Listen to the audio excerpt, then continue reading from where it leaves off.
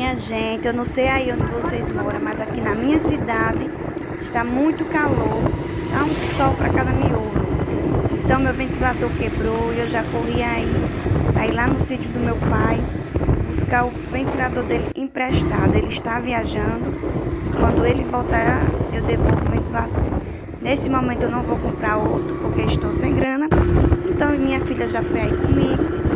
A gente correu lá para ir buscar e eu já estou aí com o ventilador de volta para voltar para casa para se refrescar um pouco, porque está muito quente.